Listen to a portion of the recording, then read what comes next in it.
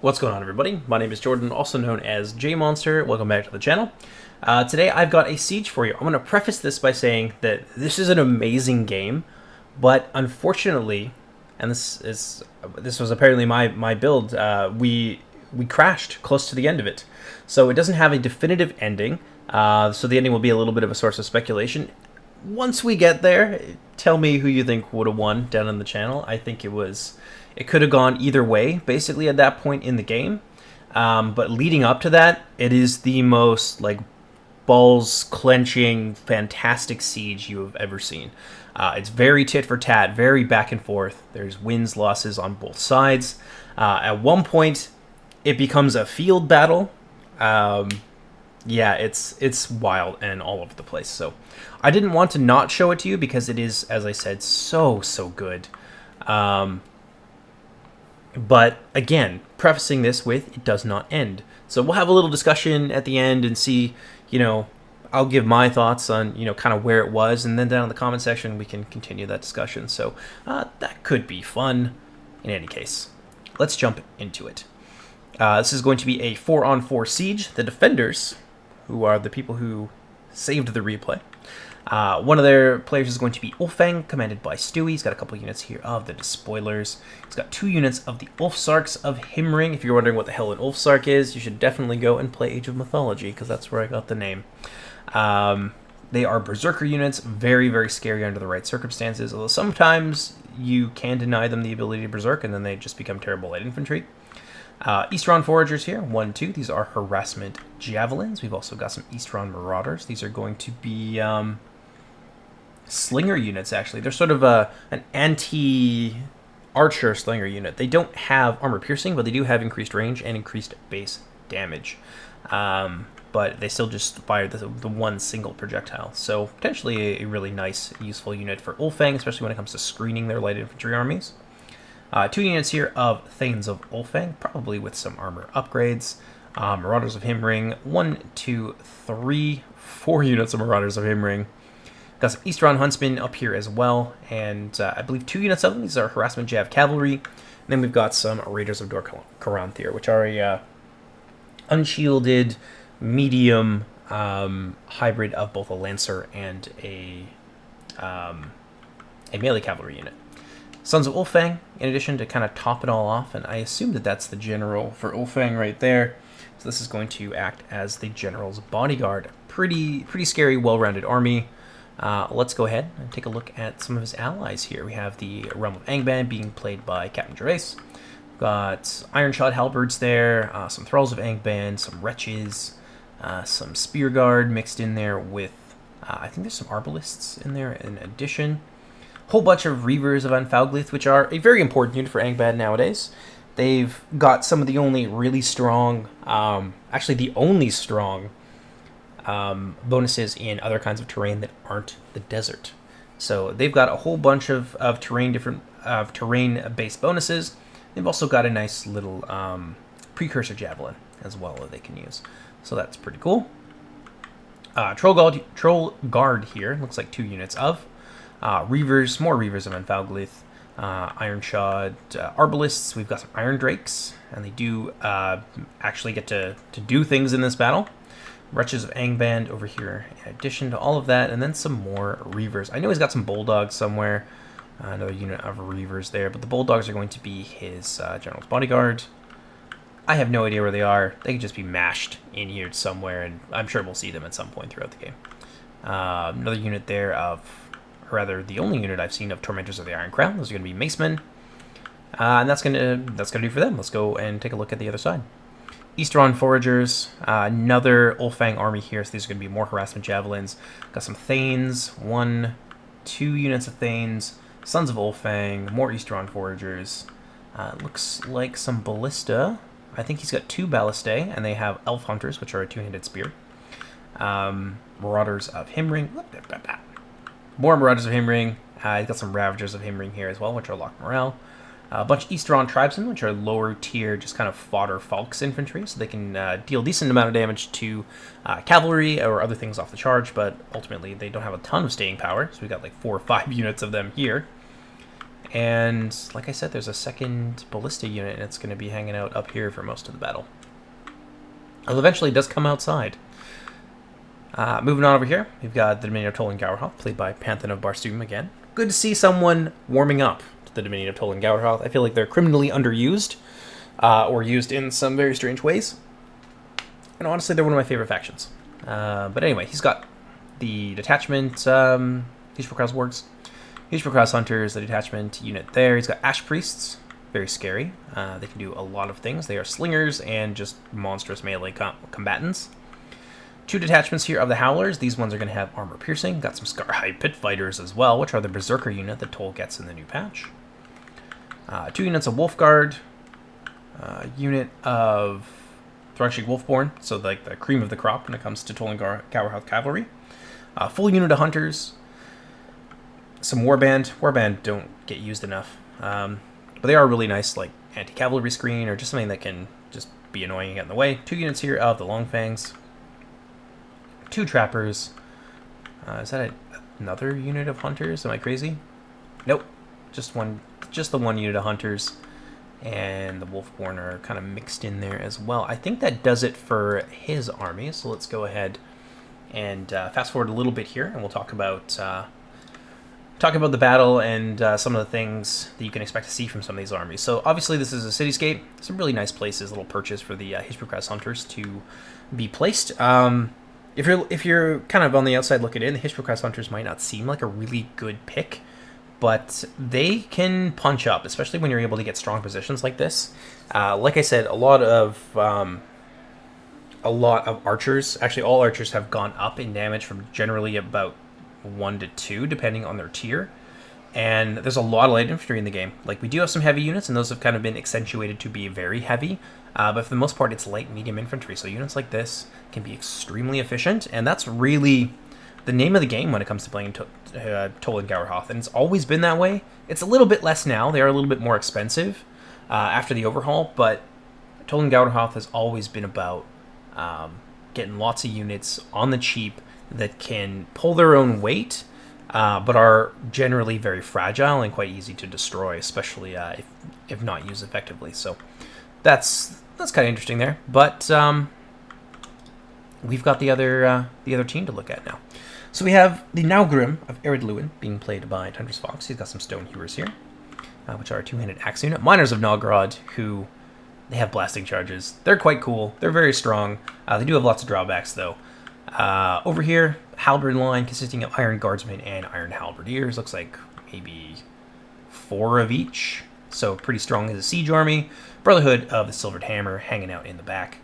I've also got the Hammer of Mahal, which is sort of a mortar unit. It needs an updated model to kind of reflect its capabilities, and eventually we'll get that. It might not be this patch. I don't know if I'll have time to do it. But, yeah, it is a mortar, and you'll learn that very quickly. In the back here, we've got 2 units here of the Vault Wardens of Tumunzahar. Those are going to be pikemen. Out in front, a bunch of units of Arbalists here. Very stock standard. This is the kind of thing you can expect to see from the Dwarves, especially in a siege. Yeah, that's pretty well it for them. Let's go ahead, take a look at the center army here. And actually, I got to play in this game, and I'm going to be playing as the House of Fingolfin. Herdsmen of Hithlum, I think I've got between 4 and 5 units of them. They are now Macemen in the new patch, since otherwise Fingolfin wouldn't have a true armor-piercing unit, so now they are Macemen. They're a little bit larger, actually significantly larger, I think about 30 or so models larger. And just a nice, they can almost be a line infantry unit. They are medium infantry, so they get lots of nice bonuses. In the back, I've got some Marines of Vinyamor. I think I've got 3. It might even be as high as 4. Yes, indeed, I have 4. And then I've got the core of my army, consisting of Bladesmen of Barad Eichel, who all have some armor upgrades. Not the full armor upgrade complement, I believe, but they do have some. The Arimo Arantar, who have gotten a lot smaller, but they do now have an extra hit point, and they are relentless. So they're very, very strong, much akin to a lot of Maiar units. And that's going to be where my General's Bodyguard's going to be hanging out today. I've got 2 units of Lancers of Amon in Galuth. I have played a few sieges with people on the test build, and you are starting to see the return of a lot of older tactics. Probably for lots of reasons. I won't speculate because that's a very long conversation that we don't need to have right now. But you are starting to see people bring offensive cavalry in sieges like this and play a little bit more aggressively. We saw that in Siege Battle I posted earlier, and we're starting to see it a lot more. So that's really, really exciting to kind of see those things come back and to see more aggressive defenses. That's not just waiting for the attackers to come to you, and just getting out there and creating the opportunities for yourself. So really excited to see that. 2 units there of the Alman and Galuth. I've got 2 catapults as well and 1 ballista, and that's pretty much my army. It's not a lot. It's mostly numbers focused and a lot of skirmish focus. My intention was to kind of support and to pin so that the rest of my team can make all those big plays. Moving on over here, we have the House of Feanor being played by Lord of Belagost. He's got some stalkers in the front, light infantry with some armor piercing, which is really nice because Feanor doesn't have that otherwise. Footmen of Himring, 1, 2, 3 units of footmen, really stubborn. These full units can be just so scary. And just hold the line for an exceedingly long time. I believe he's also got 2 units of catapults, which is going to bring him another full unit in total of Footmen of Himring. He's got Cursed of Aquilonde, the legendary company. Absolute blender lords, but they are very vulnerable to armor piercing. And 1, 2, 3 units of the Rangers of Helivorn. And then his General's Bodyguard is going to be the Otorn Mighty Mo. You can give them 2 armor upgrades, which makes them, I think they go up to like 20 armor. It's crazy. These guys are absolute tanks, but they do lack some other things that smaller units like this generally like to have, such as Relentless. That's one of the things that they don't have that, say, the Fingolfin Bodyguard has over them. But they can't take as much armor, but they are able to fight more effectively when surrounded, whereas the Otorn have more armor, they can take more damage, but ultimately they're not as effective once they're surrounded, which is quite easy to do to a Feanor infantry force, to be fair. I'm not seeing them, but I know he's got 2 units of mounted company here. No upgrades or anything on them, just a couple of units of mounted company. Yeah, there they go. 1, 2, and then 2 units of Archers of Himring. Now moving on to the 4th and final member of our team. I have no idea how to say his name. He's also new on the build. I don't know if he's played Silmarillion before. He had a lot of questions that sort of led me to believe that maybe he's not as familiar with the mod as others. So he's in here. Scouts of the Tree. 1, 2 Scouts of the Tree. Maybe there's another hidden one somewhere in here. 2 units of Armors of the Hammer. 2 units of Axemen of the Pillar. 2 units of Spearmen of the Swallow. 2 units of Marksmen of the Heavenly Arch. A unit of Retainers of the King. He's also got Lords of the Golden Flower, Champions of the Fountain, and our beautiful legendary company for Gondolin, the Phalanx of the King. 1 unit of Knights of the Golden Flower, and I think he's got 2 catapults. I might be wrong. It might just be 1 catapult. Yeah, it's 1 catapult. But yeah, that'll do. Let's go ahead, get this started a little bit. There's a lot of sitting around beforehand, and it's worth noting as well, there's some cav that starts out here in the field, and there's actually a unit, or 3, I suppose, up here. Got Marauders. I think there's a unit of Ulfsarks hidden in there as well. Yeah, lots of missile units. So I think there's maybe 3, tops 4 units from Ulfang. Yeah, it looks like 3. Hanging out here on the top of this hill. And we were kind of okay with that because they're not really doing anything. And if we can just keep them up there, then that's basically money out of the bank of the defenders, so they can't really use effectively. So I'm out here in the center, taking some pot shots, trying to take out his artillery so that it can't be used, like his artillery, so that it can't be used against our allies' pieces. There are a few of them, and ballistas can be very, very irritating. We're not really doing great here at taking them out, and Mevin is eventually just going to kind of move back there. And then, as you can see, there's actually 2 of them up here. So really, I just want to make a nuisance of myself. Want to make them use as much ammo as possible. At this range, I don't know if I'm going to be able to hit the ballista, but if I can pressure the crew and get the odd hit and shave some of the damage off of them, or even just destroy, maybe 1 or 2 pieces, it does greatly limit the effectiveness of artillery. Like, even if they've got full ammo, it's much harder for them to use it when they're down an engine, or potentially even 2. Over here, Tundra's Fox moving into place, but Panthan isn't going to just let him do that. Of course not. He's got all these mobile elements of his army, and he is damn sure going to use them. Taking some pot shots here at the Iron Arbalists, every one of these guys dead is just a good thing for the defenders.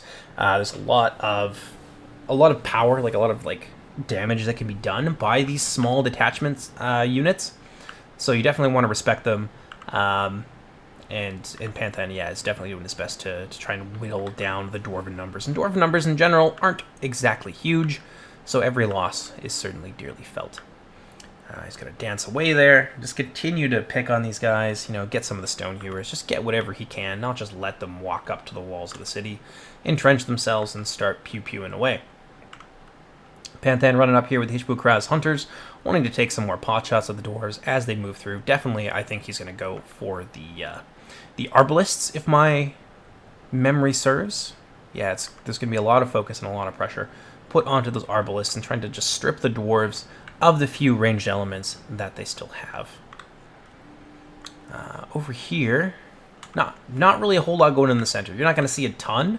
I'm going to be shifting forces left and right to support my allies, but yeah, you're not going to see a ton for me in the center, at least not for quite a while. Belagos and friends moving forward here. And Angband under Gervais taking up position here, and it looks like he wants to maybe thin out some of the lines here. Very wisely putting some stakes there to prevent cavalry charges from happening. Not that you would see too many, but once things start to thin out, that could certainly be a bit of a danger if the Feanor player was inclined to bring lots of cav. And those wretches, not really anything they can do. They just are here to die, and they do that job very well, as you can see. A bunch of them falling over there as more and more of those slinger volleys come in. The poor little wretches, but you know, they will die alone, unmourned and unloved, because they're low-tier shit spearmen. That's what they're there to do. Vorback Gajutar, kind of forgot about them. This is a legendary company for Tolan Gowerhoth. Potentially very scary, especially strong terrain bonuses. This is a unit that was largely made to fight the Green Elves, so that they can't just kite Tolan Gowerhoth wargs forever and ever.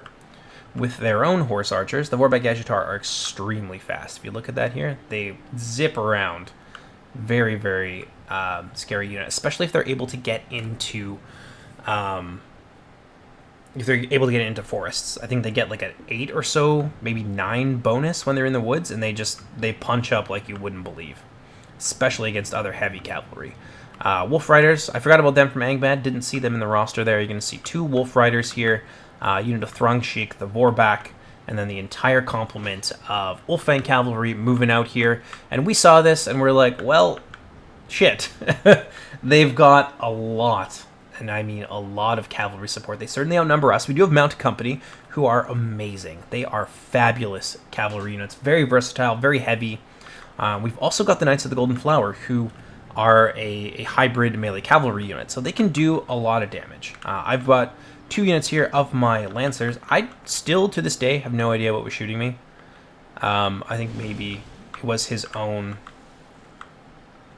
Yeah, something was shooting us here. No idea what that would have been. I still don't know. There's no artillery here that I could see. Very bizarre. But we did take some early casualties there, especially amongst my Lancers. But as I was saying, my Lancers are pretty good at fighting wargs. That's one of the things that Lancers do in this, in order to make sure that Lancers don't... They're not just like a fragile glass cannon that you can zone out with everything. They can actually punch up against wargs specifically. That does give the factions that have them, and only them, a little bit extra utility. So we've got some anti-cavalry potential here. We just got to make the right plays, essentially. We got to pick the right fights and try and draw them, especially close to our infantry. So you're going to see the Spearmen of the Swallow break off pretty shortly here, and they're going to move their way up the hill in support of these 3 units of cavalry. Meanwhile, I'm going to take my troops here, and I'm going to follow them into the woods. Especially if I'm able to like pick fights with the wargs. Heavy cavalry like this are going to take big penalties in forest terrain, so some of these little darker areas here count as forest. And so if I can catch them in there, then I can absolutely brutalize them. The Wolf Riders of Angband don't have a lot of damage. They're mostly a meat shield unit.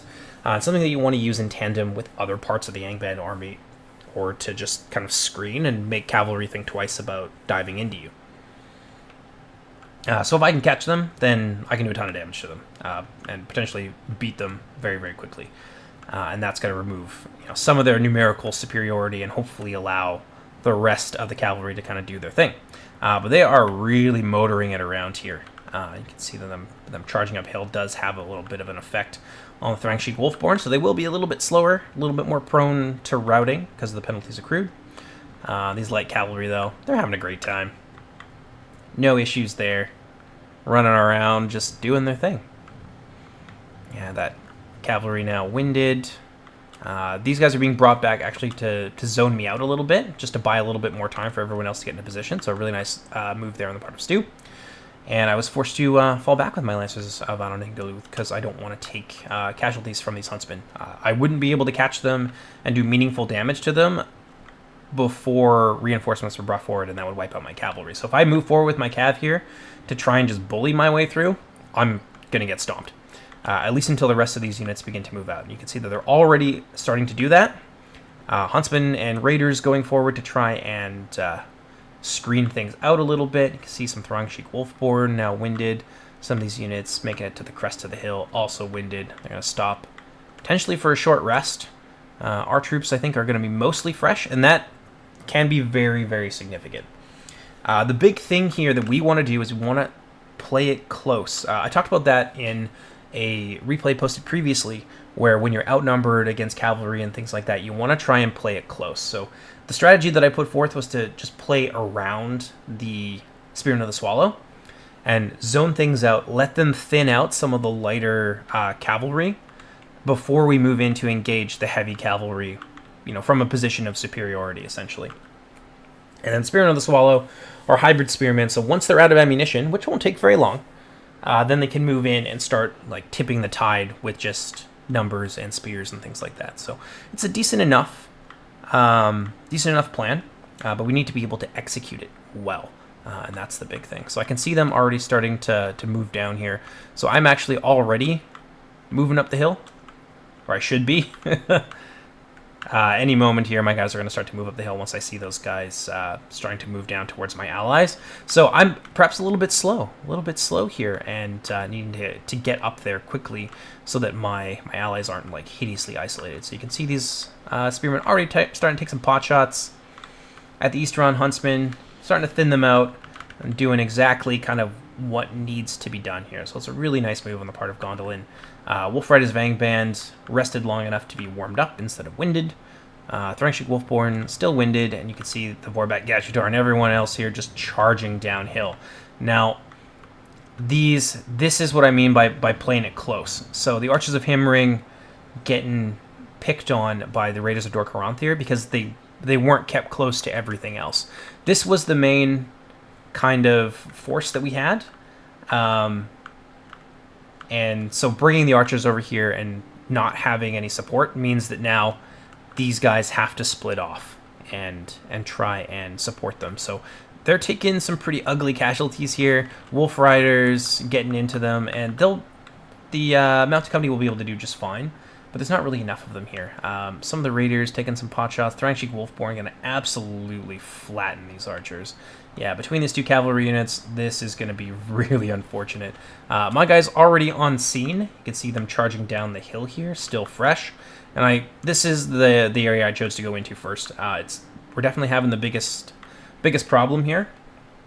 It's going to relieve some pressure on those archers. Going to give me a nice downhill charge here against some of these units. So the Thrang Sheik Wolfborn taking the charge head on to these guys, but there is some support from some of the missile units and the other cavalry in behind, and you can see that we are actually turning the tide there, especially with the fatigue difference. Now these Angband Lancers not having a great time, or the Angband Warks not having a great time, but my Lancers will get swamped here. I'm going to try and pull them out, save whatever numbers I can, and then if I can turn around and get another cheeky charge, potentially, then I will definitely do so. I can see the Gondolins kind of struggling over here, but the Easteron Huntsmen are not having a good time either, so that charge is going to be enough to rout them. Vorback Gadgetar are going to charge in there as well, but it does bring this big blob here towards some of the Spearmen and towards the Knights of the Golden Flower, who can really punch up against a lot of these lighter units. So my Lancers not having a great time, but are doing well enough, I suppose. got another unit here, 15 Lancers that I managed to pull out. I noticed the Throng Sheik Wolfborn just kind of sitting here, fighting against the Archers of Himring, managing to rout them off. Stewie is going to see it, but Panthan I don't think will see it in time, and I will be able to take a big bite out of the Wolfborn. At this point, things have gone so pear-shaped that it's really just a matter of we need to take out key units that could be used against us later in the fight, because we're not looking to win, we're just looking to wound, essentially. Lancers there, getting a nice little cheeky rear charge at some Wolf Riders. These East-Run Huntsmen are going to charge in there as well. They're not going to stick around very long. A few of them will get picked off by the Spearmen. And another unit, or that second unit there of the Wolf Riders charging downhill, getting a nice piece out of our mounted company. Honestly, I think we should have stood and fought at this point. We had Lancers and other things uphill. We were winning. This would have been a good place for the Fëanor Cavalry to kind of make a stand, and we might be able to rout off the light cavalry and then surround what's left of Angband. But it looks like Belegost is going to pull them out there. I'm trying to save a unit here of 9 Lancers, if at all I can. And I know that there's still Throng Sheik kind of prowling about here, so that's going to be my main target. But yeah, big cavalry punch up there. We probably should have got in there. I tried to with my Lancers. Obviously, you can see them kind of running away a little bit. And yeah, they were a bit slow here, so we are going to get swamped. I was going to try and just give them the runaround and let the Spearmen of the Swallow just shoot them to death. But unfortunately, Medieval 2, a little bit slow, so they weren't as quick to initiate their run command, and so they're going to get swamped there. But that being said, they will sell their lives dearly. Oh, yeah, those Huntsmen going to get into this fight here, but it's not going to go very well for them. It's not a place where those Huntsmen really want to be. And you can see, a decent amount of them will actually die on that approach.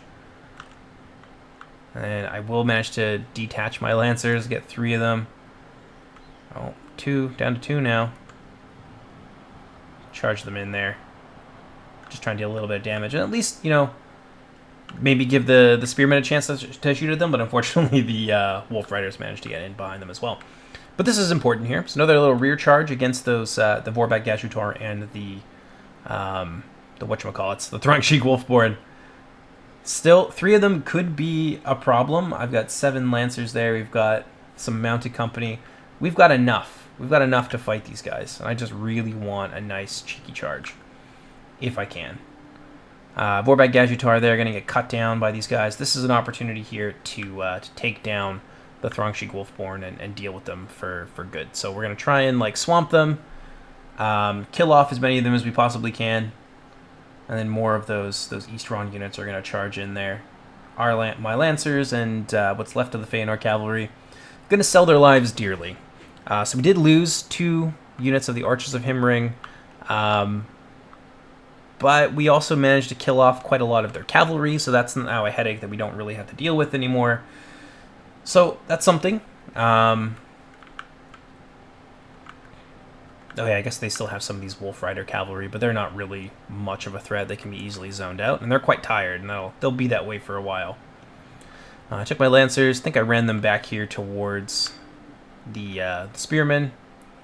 I'm going to take a few pot shots here. Maybe get a few extra kills, I think, before the Fëanor Cav goes down. And that's going to be the Cav fight. Pretty wild. So let's pop back over here. And the Dwarves have been pushing hard. Now, these Marauders, as I said, don't have armor piercing. So this is a beautiful, beautiful situation for almost any other skirmish unit to be in, with the exception of these Slingers. They're just not going to be able to penetrate that Dwarven infantry's armor. Looks like... Oh yeah, Hammer of Mahal is in here as well. Able to make some of those indirect shots into this big block of Tolengauhath infantry. So while things weren't going terribly well for us on the other side, weren't disastrous by any means, Tundra has actually taken the fight to them and has managed to thin out quite a lot of the Tolengauhath horde. So at this point, Panthan is almost out of the game, just because of the damage that the Tundra has done to him. So we took out some of the key units from the other side. We lost quite a lot. If you break down the Florin costs, we lost certainly more money worth of things, but we have more money to spend. So it's not the worst. And then being over here and getting kind of stuck in the equivalent of like a land war in Asia really hasn't turned out well for Panthan here. You can see some units now beginning to break off. The Berserkers are even in there, and they just aren't able to do kind of what it is that they need to do. Pretty brutal. And that's going to be it for Panthan's army, I think. I don't think he's really got anything else left. There's no like Sauron. Yeah, there's some Ash Priests. Okay, we do have some Ash Priests here. So he has some elites still remaining at this point in the game, but yeah, it's a big difference. Thanes of Ulfang now from Mevin being brought forward. Got a couple of units in close attendance. One of them is beelining right for that combat. And Tundra is just going to continue to grind away. This is exactly where the dwarves love to be. Those Ash Priest shots are going to hurt a little bit more. They do have sort of like a blinding, smoky fog, and they will hurt morale, but the dwarves are riding so high that they're barely even going to notice. They are armor piercing, so that will actually hurt, but everything else here, yeah, it's food for the wolves, essentially. But not the Toll and Gowderhoth wolves in this case. Meanwhile, over here, Mevin and I have just been kind of going back and forth. I think I ran one of his ballista out. Oh yeah, one Thrang Sheik Wolfborn will manage to escape that absolute rout. Some Wolf Riders of Angband will make it back. I think I killed like 5 or 6 on the way in. I didn't actually see them moving through here, so I wasn't able to block them in time, but I did manage to get a decent shot at them here, so yeah, like 7 or so. They're going to limp back. They will be exhausted, taking a few pot shots here at some of these tribesmen. And if we look... Oh, I haven't quite moved it up yet. I do have some little sneaky maneuvers, but there's not a lot that I can do here. I don't exactly have like a pushing army that's going to be able to like weather a storm and get into like a big ugly grind. Although, looking back on it, given how well Tundra's was doing, it might not have been the worst idea to try and push in here. I was a little bit afraid that they would throw a bunch of berserkers at me and that would be the end of the game for me. So instead of doing that, I'm just trying to keep them basically pinned in place, make Mevin have things here so that I can't just walk in. And yeah, see how it goes. Moving on over here. The fight between Feanor and Angband and all the other stuff is about to kick off. Stalkers of Thargelion and other skirmish units kind of jockeying for position here, looking to maybe thin out some of the reinforcements that are standing nearby. Rears of Enfalglith and things like that. Yeah. Some little cheeky catapult shots here at the halberdiers. A few decent enough hits. Captain Gervais is going to pull them back. I think they might have taken a decent amount of damage from something somewhere. Maybe a couple of good catapult shots there. So I think they've gone down about 25, more than that models. Arbalists in close attendance. This is going to be a really tough space for us to break through. It's going to be a matter of like running the Arbalists out of ammunition and then, you know, pushing in with the right units. So not necessarily something you want to throw all of your heavy infantry at right away. But eventually it will come down to that. It's going to be a matter of, you know, can you deal with the Arbalists in time? Stalkers here, yeah, probably. No, he's going to try something different. If I was in this situation, I might try to. It's a little bit of a gambit. Using the Stalkers to thin out the wretches to the point where they like rout immediately, and then you can just slam home into here, and maybe even push a few units through and things like that, and then really, really pressure them rather than just doing it in that sort of like, you know, the stages, the slow peeling the onion approach that normally happens when you're in these sieges.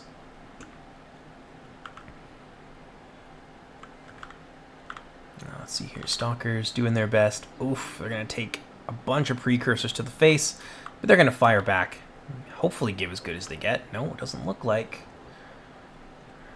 Yeah, those Stalkers are going to take a lot of damage. Probably I would have used something else. Something else maybe tempting, because the Stalkers can be so fearsome in melee, but... Let's see here. Footmen of Himring. They are taking fire from some of those precursor javelins, but it's not really going to do a whole lot. Yeah, momentarily they'll shake it off.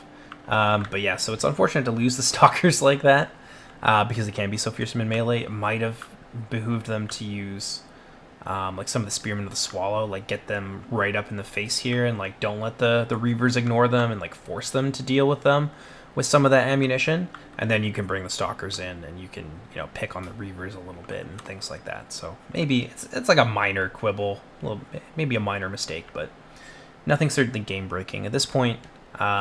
They are a little bit ahead of us by about 5 or so%, but we are slowly but surely bringing that back. So things are kicking off over here.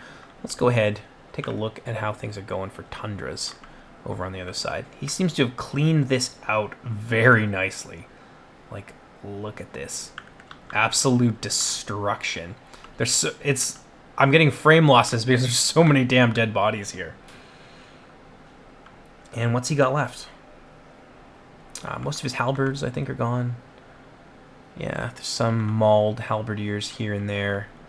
I think there's some vault wardens and things like that. So he's got an army remaining. Like, there's still things here that have to be dealt with. Iron guardsmen, like a full unit, basically, of vault wardens. But yeah, he's really made him pay for it. And there's enough here that if he wanted to push through this little force, he certainly could, but he doesn't have enough numbers to kind of cover things. So I think what I start doing eventually here is maybe a little bit more skirmish. We'll see that in a minute. Brought my cavalry back. I do still have 4 lancers of Anton Galuth, so we didn't lose our entire cavalry force, just basically most of it.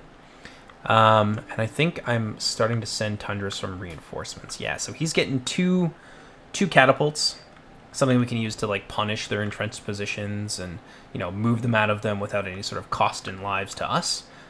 He's getting some bladesmen, so some of the best things in my army, herdsmen, and he's also getting some marines of Vinyamar. So I'm splitting my force here. Meanwhile, I've moved a couple of units up. So I've got 1 unit just kind of hanging out in here. These are very difficult to like position units inside of. I'm going to bring another unit of bowmen up here, and I'm going to start, poking and prodding and seeing how much attention Bevan is really paying, and if there's, maybe some opportunities to be had there. So we're going to bring 2 units up eventually. I'm going to move in there, shoot this unit. He's going to actually move up some slingers or some javelin men to try and pick on these archers. But then I'm going to move up a 2nd unit of archers and try and make that a bit of an opportunity on my end as well. So I want to shoot him, provoke a reaction, make him put something up on the wall, and then I want to shoot something on the wall eventually. That's the plan. Yeah, you can see that 2nd unit there moving into these little orchards, and we're going to just pick and poke back and forth at one another, and things are going to be a little bit stagnant for a while. So popping back on over to this side. Oof, some really nice shots there from Belagost's catapult. 1 unit of footmen.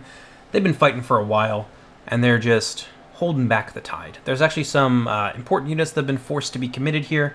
ULFANG Thanes are really no joke. More shots there from that catapult. Beautiful, beautiful shots there from Belagost. Just perfectly arced. Potentially, if there's a bit more pressure there with maybe some of the ranged units, or if we had some poison, we might have been able to cause a bit of a rout.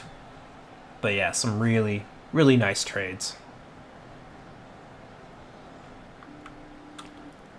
But I think that's all we have over here for the time being. Let's pop back on over to the center. We'll make the rounds. We'll see if Tundra's getting up to any new shenanigans. Yeah, you can see them popping off shots there. Ooh, I think these guys were actually shooting something. No? Maybe not. But you definitely don't want to leave the Hammer of Mahal there. They can be useful, and you'll find that they are useful later in the game. Yeah, Herdsman Hithlam moving forward there. And already got that other unit in position. So these foragers don't really want to go up there because now Mevin kind of sees what I'm up to. But I'm pretty limited here, right? Like, there's only so much I can do. I can really just kill a few light infantry, maybe use up some of my ammo, and hopefully that works out. Or, yeah, I can try to attack him, which I don't think will go particularly well. I think there's enough like missile units and other annoying things here that like my light medium force would not really have a very good time of it. So a few more of these guys are going to go down. I don't think Tundra's is going to be doing anything for a little while, at least not until my reinforcements arrive. So you can see the little caravan snaking its way through here. So they are almost there, but it is going to take just a little bit longer, and then we're going to be able to hopefully make some plays, maybe dislodge these guys on this side, and that'll give us a chance to just drive forward into here and still have enough numbers to block this off if they try to reinforce from the other side. So a little bit of a chess move there. And then once we're able to drive up here with the dwarves, then that's going to be the opportunity to like attack in through the center. It's going to compromise basically everything else in the first ring, and it's going to force them to either pull back or double down, and then maybe we can start to kind of bleed them a little bit. So this fight still ongoing. Another unit here of the Himring troops have been deployed in. And strangely enough, the Iron Shot Arbalists aren't thinning these guys out, and I think that's probably because of all of the Gondolin troops behind. They want to shoot the Hammers of Wrath and things like that a lot more than they want to use them to fight Footmen of Himring, or just like a basic Noldor infantry unit. But yeah, this slog here, slowly progressing, and now we get to something real interesting. So you can see a big sally out here. Mostly Stu's infantry, a little bit of Angband, but it's going to be mostly an Angband and Ulfang push. Moving out together, you can see the Iron Drakes are in there as well. What remains of their cavalry, which isn't much. It's more than what we have, but that also isn't saying a whole lot, and a lot of these units are quite tired and exhausted. Got some Trolls out here as well. Big unit of Trolls. The one Wolfborn has returned, and I think there's one Vorbak Gajutar Scout. They were just kind of out here in the midst of everything. And we've got a pretty formidable force. So we've got Marksmen of the Heavenly Arch. We've got Catapults. We've got Gondolin Heavy Infantry. We've got the best of Feanor, which is kind of yet to come here, so Armorers. But we've got the Accursed of Alqualande, Otorn Mighty Mo, Rangers of Halavorn, and all that other good stuff. And seeing that as well, not wanting to kind of leave my allies to their own devices, I am actually going to begin to pull off some more of my own troops. So I'm going to bring these Bladesmen and these Airimo Adantar over into that direction. And I think the Hammer of Mahal gets pulled and sent over that way as well.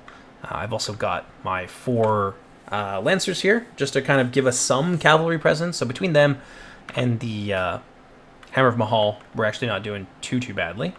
And I think I also send a unit of Marines of Vinyamar as well, so I can see them getting pulled out here and being sent over to the other side. And there's going to be a big fight here. Let's go ahead and push. We won't just yet. And at the same time that all of this is happening, my troops are finally arriving at Turner's position, and then we can start to really think about renewing this assault. So if things go well, we might be able to attack from a whole bunch of different directions at once, but you will see what happens in just a few minutes here. But let's pop on over to the other side. There's a lot going on.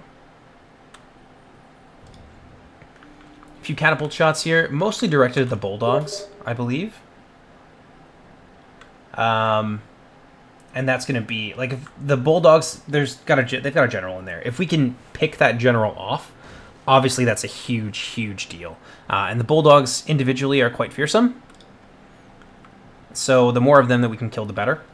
It's worth noting as well that there is some fatigue that kind of comes into this. So like when you're doing a big maneuver like this, you kind of have to be very quick about it, which means that you need to move a lot of units very quickly, which can give you a little bit of a disadvantage. Marksmen of the Heavenly Arc lining themselves up. Looks like they're actually out of ammunition entirely. Some more shots there from the catapult. I don't know what that was going after. Bulldogs, I assume. Everyone's starting to line up here. You've got Armorers, you've got Accursed, you've got Otorn on the front lines, Champions of the Fountain, and things like that nearby. So we have the troops to beat this, and this isn't really a fight that I think that the defenders believe is going to break the siege. You know what I mean?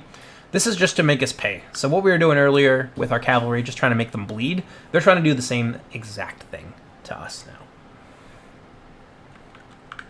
So we've got a triple alliance over here. My troops are going to be a little bit late to the battle. You can see them running but we will arrive, I think, just in time. So it's almost a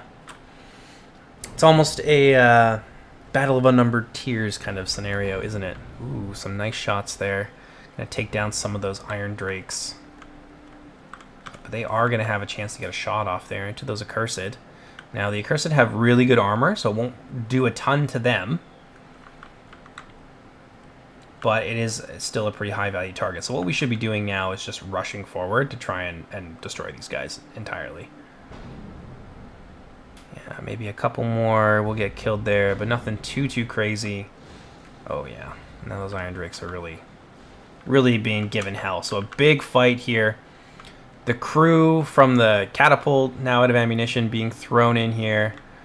Heavy troops from Gondolin. The Accursed, I think, are getting picked on by some slingers and some other nasty things. The Hammerers are going to manage to make it into the fight unscathed, and they're going to have a great time. Oof, a little bit of friendly fire there from the Feanor catapults. Trying to go after those trolls. Meanwhile, over here, oh yeah, Ulfsarks were brought to bear as well, and they're going to hack their way through those scouts. That's no problem, though. Champions of the Fountain charging their way in there. They are going to get focus fired down here a little bit. But most of those units, I think, are going to be able to get back up, and he's going to have a chance to really get in there. Armorers doing their best. Phalanx of the King nearby, and lots of range support units. So we're doing pretty well. I've got some cavalry over here. I actually didn't see this, but the cavalry is going to try and charge into my Arima Aranta. They will get a model or two, but they're not going to get too far here. Maybe they'll be able to have a chance to go after the Hammer of Mahal. I don't know. These guys actually end up routing because of how tired they were. Retainers of the King and other such things are nearby, and I can see that there's a lot of annoying units in the back that we're not able to pressure.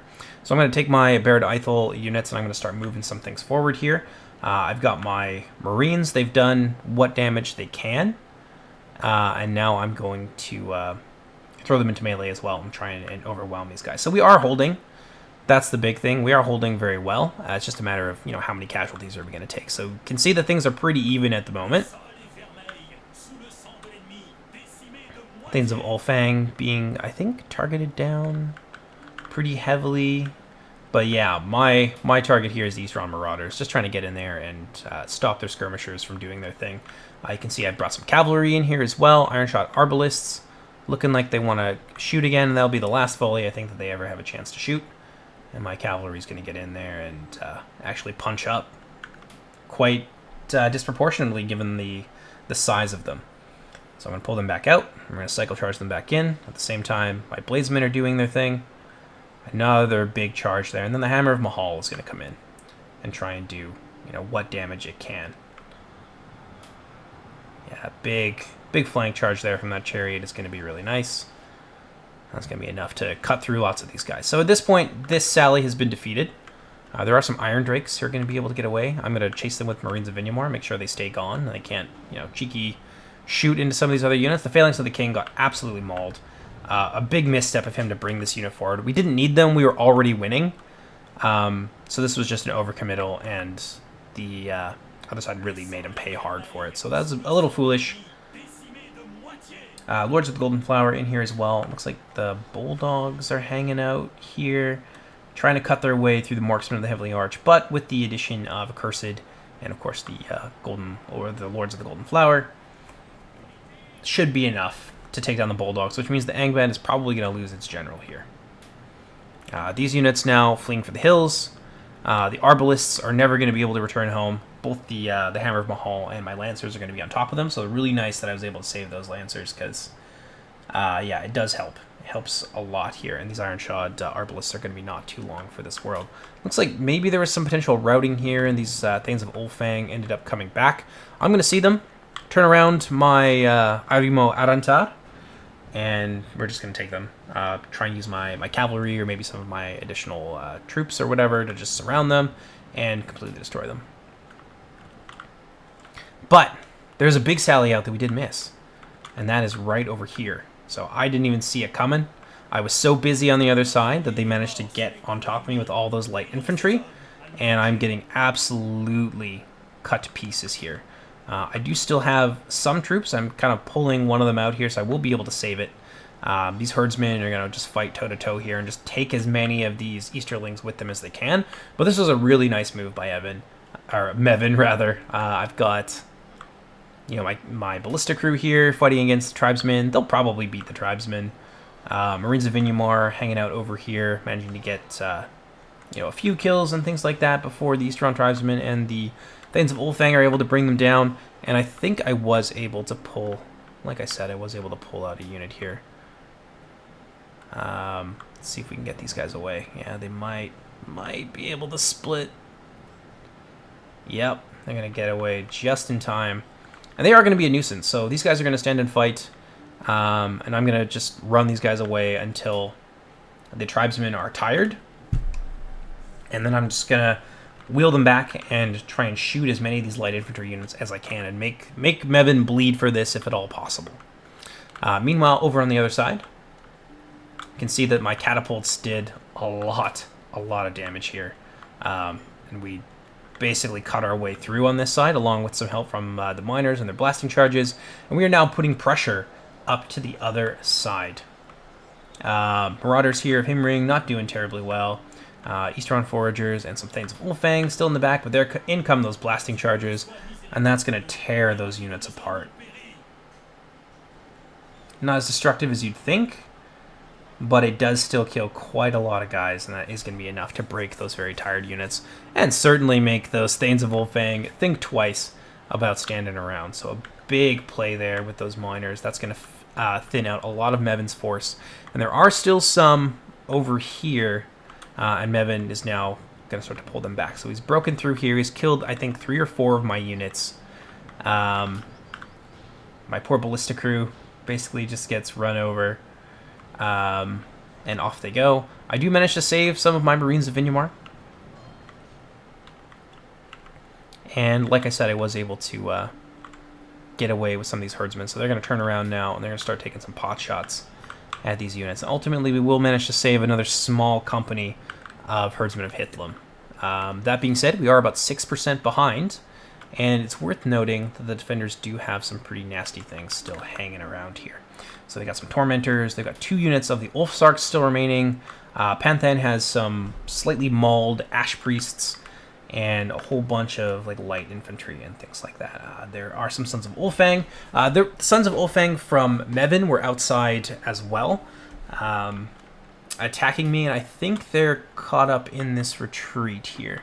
So ballistas are out of ammunition, and I'm trying to pursue him a little bit if I can. But yeah, there's a big horde of their infantry here. So some of the Sons of Ulfang are going to get caught up in this retreat. I will kind of surge forward with what I have left and take as many pot shots as I can. We will manage to get a few of them. And I still have some Marines, and I've got some Macemen and other things like that left over. So it's a lot of light infantry for the most part. I think Angband is... They do have some spearmen, but they've taken a bit of a beating. It's mostly the medium infantry, and it's mostly Ulfang with a few heavy units thrown in between here. But the real wild card is the 2 units of Ulfsarks plus the Ash Priest. So that's a big deal. Arbalists that I think are out of ammunition. Reavers. Okay, they've got another... They got some depleted units and things like that here. But we are, you know, well and truly inside the city now.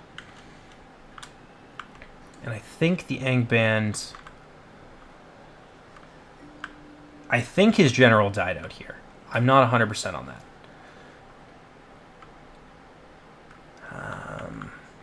I don't see...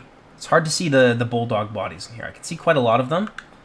But I don't think we got a little cutscene about someone's general dying. Oof. Oh, so there's some nasty shots there. Brutal, brutal, brutal. Yeah, really good shots there from the Gondolin player. More routing units, 118 Eastern Foragers routing. So they've got a decent amount of stuff here, and we've actually surged into the city through this way, so we're going to manage to catch a few of them between me and the dwarves. Some of the Thanes of Ulfang are in there, so there are some routing units. Now these guys are going to be forced onto the back foot and to probably run away. There's the Sons of Ulfang. We managed to kill, you know, maybe another 20 of them. And then I bring my my catapults in here, and we're going to start pounding away at some of these units. Not going to be as effective as I was kind of hoping it would be. but we do miss a few shots. They managed to get quite a lot of stuff here. We do manage to clip a few that are running away. A few more Sons of Ulfang, down to about quarter strength. I got lots of ammo on my catapults at this point. Oof. And this, unfortunately, is where we crash. Yeah, you can see it right there. So, don't know why that happened. It's weird that it also crashed in the replay. Didn't expect that to be a thing. But yeah, this is about where we crashed. So, unfortunately, we weren't able to finish this game. I think we had a decent chance.